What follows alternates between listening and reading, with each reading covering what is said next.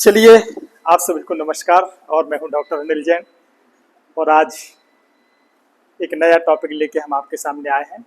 और आज हम पढ़ेंगे भारतीय संविधान की प्रस्तावना। भारतीय संविधान की प्रस्तावना।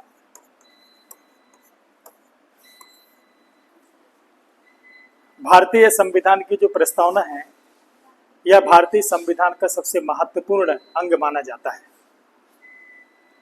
इस प्रस्तावना को हम गागर में सागर भी कह सकते हैं, इसलिए क्योंकि इस संविधान की प्रस्तावना में न केवल संविधान का सार है,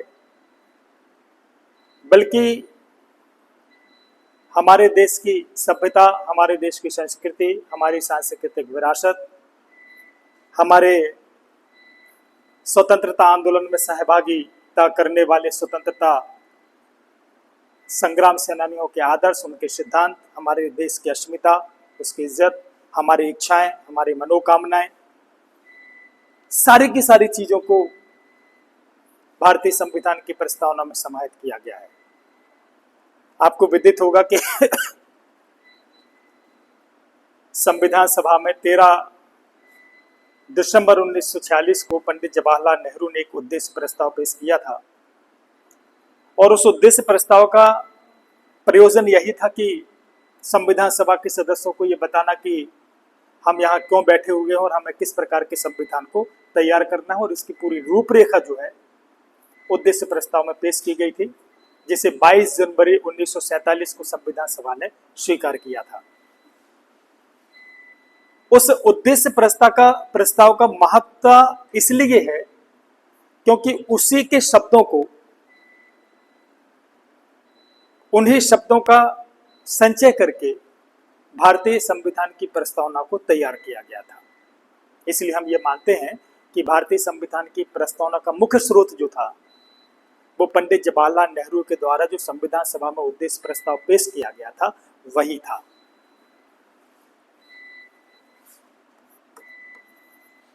अल्लादी कृष्ण स्वामी अय्यर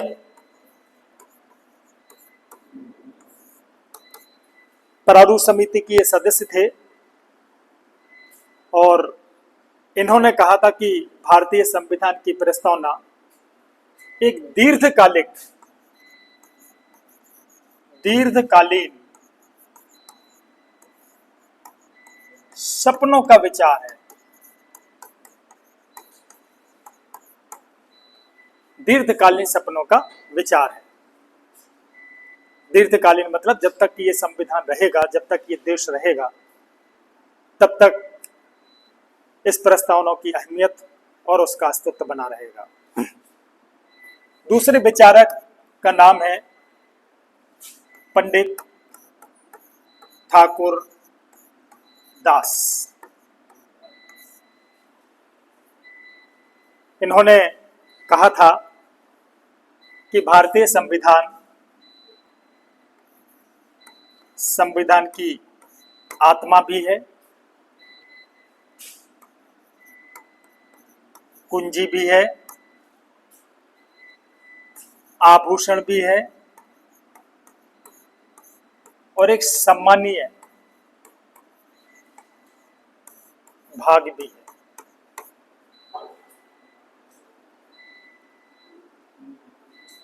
तीसरा एक विचारक आता है अर्नेस्ट बर्कर,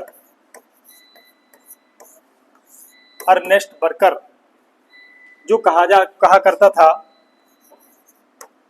कि भारतीय संविधान की प्रस्तावना एक कुंजी नोट है।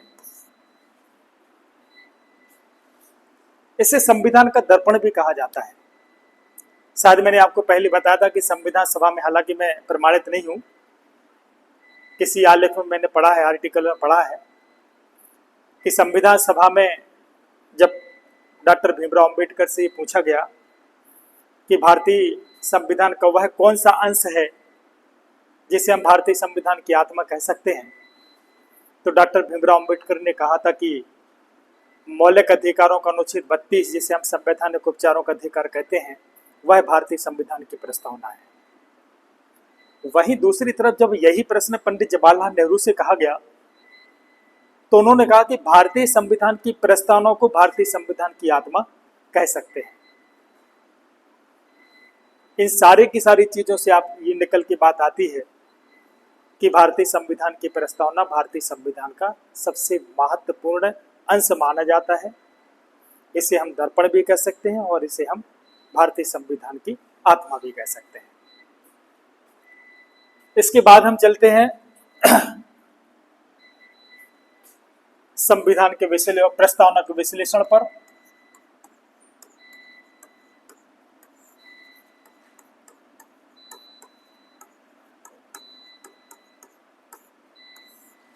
इसके पहले हम आपको बता दें कि संविधान की प्रस्तावना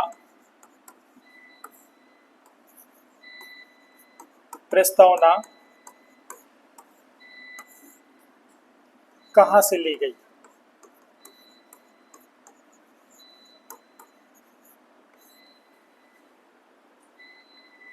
भारतीय संविधान की प्रस्तावना का जो मूल स्रोत है वो है अमेरिका, जो कि आपको विदित ही होगा कि देश और दुनिया में सबसे पहले किसी देश में लिखित संविधान का उदाहरण यदि हमें कहीं मिलता है तो वो अमेरिका में मिलता है। 1787 में एक फिलाडेल्फिया सम्मेलन हुआ था, आप जानते हैं।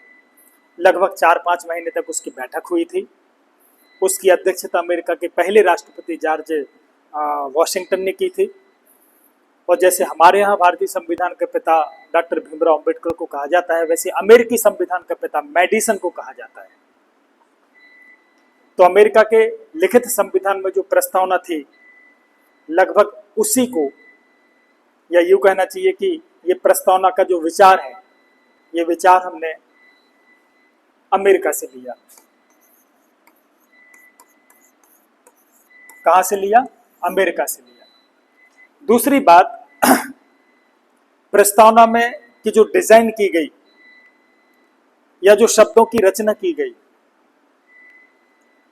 प्रमाणिक तौर पर नहीं लेकिन अप्रमाणिक तौर पर कहीं चीज हमने पढ़ी है।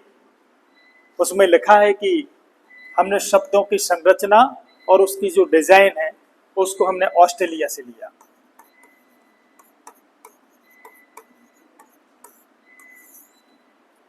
तीसरी बात, संविधान में हम भारत के लोग,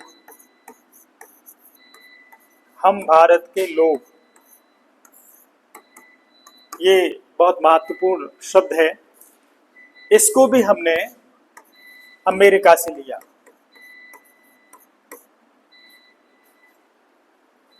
स्वतंत्रता,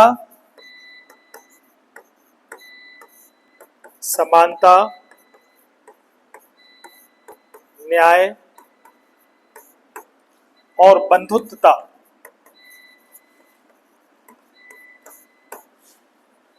ये चारों शब्द जो है हमने फ्रांस की क्रांति से लिए। इसके बाद जो एक शब्द आता है गणतंत्र, ये भी हमने फ्रांस से लिया। इसके बाद 2 शब्द और आते हैं, समाजवाद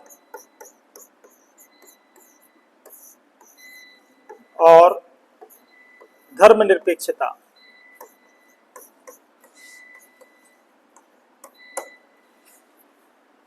ये दोनों शब्द जो हैं हमने सोवियत रूस की विचारधारा से लिया।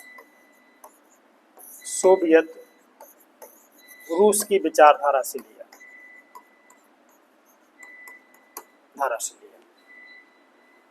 क्लियर? आपको बताना चाहता हूं कि ये जो समाजवाद और धर्मनिरपेक्षता है, ये भारतीय संविधान की मूल प्रस्तावना में शामिल नहीं थे।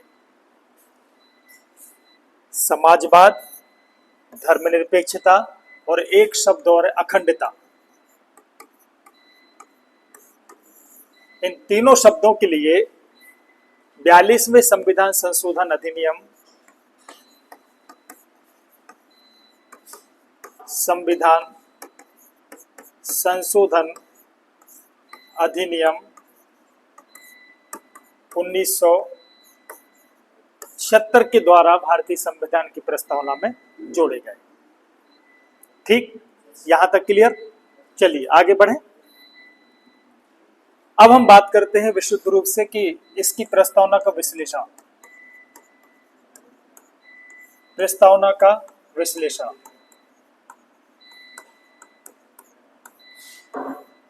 इसको अपन ने 4 भागों में बांटा है। सबसे पहला स्रोत, दूसरे नंबर पर स्वरूप, तीसरे नंबर पर उद्देश्य और चौथे नंबर पर तिथि। क्लियर। स्रोत, हम भारत के लोग।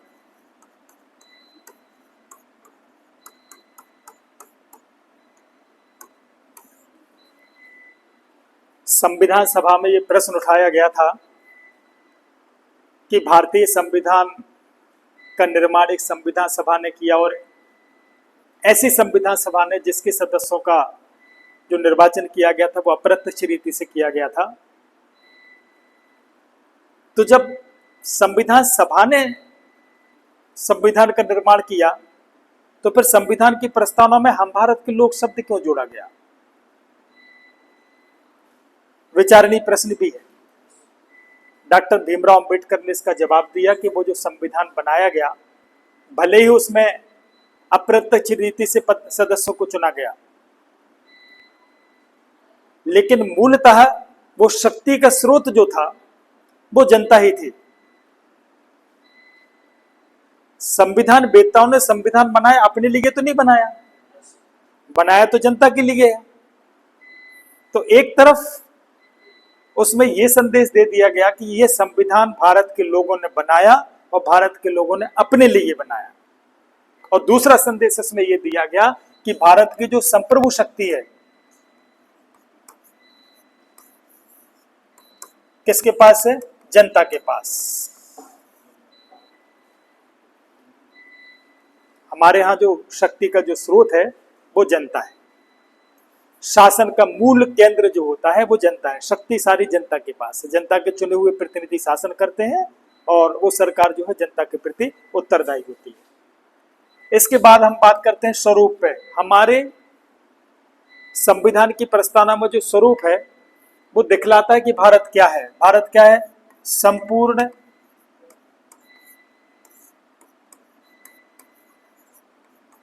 प्रभुत्व संपन्न समाजवादी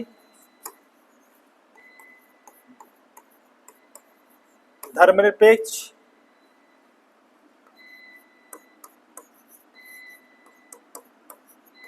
लोकतांत्रिक गणराज्य, ये हमारे भारतीय संविधान का स्वरूप है।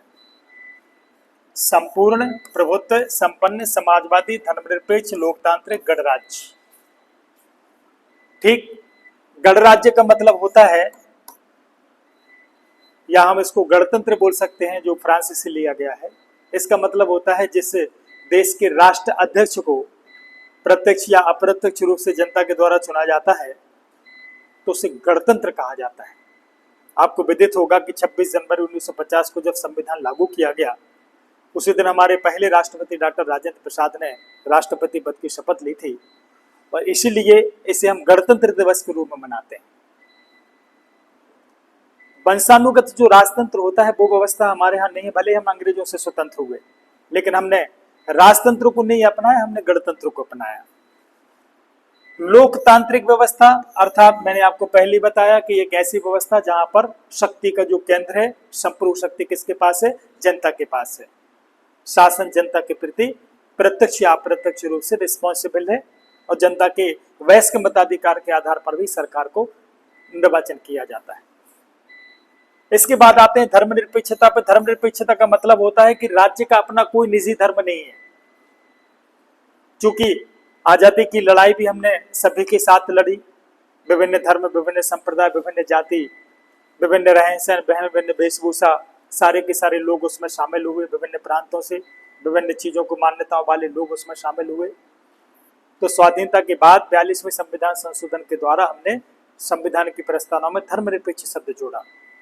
तो इसका पहला अर्थ यही है कि भारत का अपना कोई निजी धर्म नहीं है, बल्कि सारे के सारे धर्मों का भारत सम्मान करता है। और दूसरा कि जो भारत में लोग रह रहे हैं, चाहे वो नागरिक हो या व्यक्ति हो, उन सभी के लिए अपने धर्म के अकॉर्डिंग, जिस भी धर्म को वो मानते हैं उनके अनुसार वो अपना आचरण कर सकते हैं, अपना व्यवहार कर सकते हैं, पूजा अर्चना कर सकते हैं, उपासना कर सकते हैं, आस्था के केंद्र खोल सकते हैं, उसको मैनेज कर सकते हैं। सारे के सारे अधिकार भारतीय संविधान में मौलिक अधिकार में धार्मिक स्वतंत्रता का अधिकार दिया गया। तो इस प्रकार से हमने राज्य का अपना कोई धर्म नहीं है, वो शक्ति के बल पर किसी के ऊपर किसी धर्म को लाद नहीं सकता, शक्ति के बल पर, बल्कि वो सारे के सारे धर्मों का सम्मान करते हैं। तो इस प्रकार से हमने किसको अपनाया? धर्मनिरपेक्षता को। दूसरी बात समाजवाद। समाजवाद का मतलब होता है उत्पादन के साधनों पर सरकार का स्वामित्व या समाज का स्वामित्व। हमने पूंजीवादी व्यवस्था को नहीं अपनाया, और समाजवाद भी अपनाया तो साम्यवादी समाजवाद नहीं अपनाया, हमने लोकतांत्रिक समाजवादी अपनाया, डेमोक्रेटिक सोशलिज्म। डेमोक्रेटिक सोशलिज्म का मतलब होता है कि हम लोकतांत्रिक तरीके से समाजवाद को स्थापित करेंगे, शक्ति के बल पर नहीं, क्रांति के बल पर नहीं। जैसा मार्क्सवाद ने कहा, कार्ल मार्क्स ने कहा कि समाज पूंजीवाद को खत्म करके साम्यवाद लाएंगे, तो किस आधार पर? क्रांति के बल पर। तो क्रांति की बात नहीं की गई, लोकतांत्रिक तरीके से, सरकारी तरीके से, संवैधानिक तरीके से हम भारत में समाजवाद को लाने की प्रयास करेंगे। और यही वजह है कि आपने देखा होगा राज्य की नीति निर्देशक तत्व जो अनुच्छेद 36 से 51 के भाग 4 में, ये राज्य की नीति निर्देशक तत्व का उद्देश्य ही है कि भारत में समाजवाद की स्थापना करना, भारत को एक लोक कल्याणकारी राज्य बनाना और भारत में सामाजिक, आर्थिक और राजनीतिक न्याय की स्थापना करना। इसके बाद आता है संपूर्ण प्रभुत्व और संपन्न, अर्थात हम अपने भारत को एक ऐसा देश बनाना चाहते हैं जो पूरी तरह संपूर्ण हो, आंतरिक रूप से भी और बाह्य रूप से भी संपन्न। हम आत्मनिर्भर हों, संप्रभु, हम शक्तिशाली हों, अर्थात हम खुद निर्णय ले सकें। हमारे निर्णय लेते समय हम किसी बाहरी शक्ति के दबाव में आके कोई काम ना करें, किसी के हस्तक्षेप को हम स्वीकार नहीं करेंगे। हम स्वतंत्र विदेश नीति चलाएंगे, स्वतंत्र निर्णय लेंगे, आंतरिक रूप से भी हम शक्तिशाली रहेंगे और बाहरी रूप से भी शक्तिशाली रहेंगे। इसलिए वर्ड जोड़ा गया संपूर्ण प्रभुत्व और संपन्न। तीसरी बात आती है उद्देश्य। उद्देश्य में हमने 3-4 चीजों को लिया है। सबसे पहला न्याय, हमारा उद्देश्य न्याय की स्थापना करना, हमारा उद्देश्य स्वतंत्रता को स्थापित करना, हमारा उद्देश्य समानता को स्थापित करना। न्याय मतलब तीनों, सामाजिक, आर्थिक और राजनीतिक। इसका मतलब यह है, संविधान में स्पष्ट लिखा है, अनुच्छेद 15 में लिखा है, सामाजिक समानता जो उल्लेख किया गया उसमें लिखा हुआ कि किसी भी व्यक्ति के साथ जो समाज में रह रहा है, जाति, धर्म, वर्ग, संप्रदाय, निवास स्थान, लिंग, क्षेत्र इत्यादि के आधार पर किसी प्रकार का कोई भेदभाव नहीं किया जाएगा। अर्थात सामाजिक क्षेत्र में भी, आर्थिक क्षेत्र में भी और राजनीतिक क्षेत्र में भी। डॉक्टर भीमराव अंबेडकर को दलितों का मसीहा यदि कहा जाता है तो इसलिए कहा जाता है क्योंकि उन्होंने संविधान में एक क्रांतिकारी वर्ड यूज किया, डाला, सामाजिक न्याय, सोशल जस्टिस। ये सोशल जस्टिस ही है जो समाज के निम्न तबके के लिए भी सरकार काम करती है। सरकार का ये उद्देश्य होता है, सरकार का ये कार्य होता है कि वो समाज में विभिन्न प्रकार के जो लोग रहते हैं, चाहे वो अमीर हो, चाहे गरीब हो, चाहे बहुत ज्यादा गरीब हो, सभी के कल्याण के लिए काम करे। और इसके लिए यदि उसे पक्षपात करना पड़े तो वो वैधानिक है, इसलिए क्योंकि हम समाज में सामाजिक न्याय की स्थापना करना चाहते हैं। चलिए आगे बढ़े। तो इस प्रकार से न्याय को हमने तीनों एंगल से अपनाया, सामाजिक, आर्थिक और राजनीतिक न्याय। तीनों क्षेत्रों में किसी प्रकार का पक्षपात नहीं किया जाएगा। इसके बाद स्वतंत्रता। स्वतंत्रता में दो चीजों का उल्लेख किया प्रस्तावना में, एक विचार और अभिव्यक्ति की स्वतंत्रता और दूसरा है धर्म, विश्वास और उपासना की स्वतंत्रता, जिसे अपन कहते हैं धार्मिक स्वतंत्रता। तो धार्मिक स्वतंत्रता के बारे में मैंने आपको भी थोड़ी देर पहले बताया। बात करते हैं विचार अभिव्यक्ति, अर्थात समाज में रहने वाला कोई भी व्यक्ति हो, उसे अपने विचारों को संप्रेषित करने का अधिकार दिया गया। एक स्थान से दूसरे स्थान तक, एक व्यक्ति से दूसरे व्यक्ति तक अपने विचारों को पहुंचाना, अपने विचारों को आदान प्रदान करना। इसके लिए वो इलेक्ट्रॉनिक मीडिया, प्रिंट मीडिया, जो भी मीडिया के संसाधन है, कम्युनिकेशन जो भी है, उन सारी की सारी चीज़ों का उपयोग कर सकते हैं। आप जो भी चाहें, जो भी भाषा बोलना चाहें बोल सकते हैं, जो भी बोली बोलना चाहें वो बोल सकते हैं, जो भी लिपि आप यूज़ करना चाहते हैं वो कर सकते हैं। यदि आप अपनी अभिव्यक्ति संकेतों में देना चाहते हैं, इशारों में देना चाहते हैं, तो वो भी वैलिड है। अर्थात व्यापक रूप से भारतीय लोकतंत्र में हमारे देश के नागरिकों को और व्यक्तियों को विचार और अभिव्यक्ति की स्वतंत्रता दी गई है। इसके बाद आते हैं समानता। समानता में जो वर्ड यूज किया गया है, अवसर की समानता शब्द लिखा गया है। अवसर की समानता, अवसर की समानता अर्थात सरकारी नौकरियों में जिनके पास योग्यता है, योग्य व्यक्तियों के लिए समानता, योग्यता में समानता दी गई है। अर्थात आपको अवसर दिया जाएगा कि आप सरकारी के जितने भी पद होते हैं, चाहे वो बड़े पद हो, चाहे छोटे पद हो, चाहे निम्न प्रकार के पद हो, सारे के सारे पदों पर आपको नौकरी पाने का अधिकार है। क्योंकि यह अवसर की समानता शब्द इसलिए अपनाया गया क्योंकि कहा जाता है कि जहाँ समानता होती वहाँ भी क्रांति होती है, और जहाँ असमानता होती वहाँ भी क्रांति होती है। रूसो कहा करता था कि असमानता में क्रांति होती है, हॉब्स कहा करता था कि समानता में क्रांति होती है। जब समानता में, दोनों समानता में क्रांति होनी है, तो फिर हम क्यों उस चीज को क्यों अपनाएं? अर्थात एक बीच का रास्ता निकाला, अवसर की समानता, और भारतीय संविधान ने इसको अनुच्छेद 16 में शामिल किया। 16 में लिखा हुआ है अवसर की समानता। चलिए इसके बाद जो 2-3 शब्द और होते हैं, एक होता है व्यक्ति की गरिमा, व्यक्ति की गरिमा,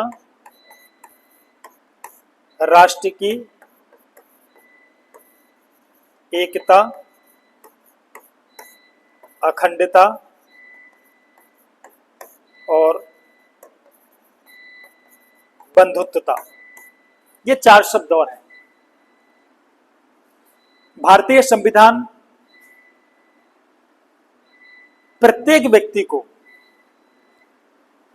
पूरी गरिमा के साथ, पूरी इज्जत के साथ, पूरे स्वाभिमान से जीने का अधिकार देती है। किसी भी तरीके से व्यक्ति के आंतरिक मामलों में, उसके निजी मामलों में कोई हस्तक्षेप नहीं कर सकता।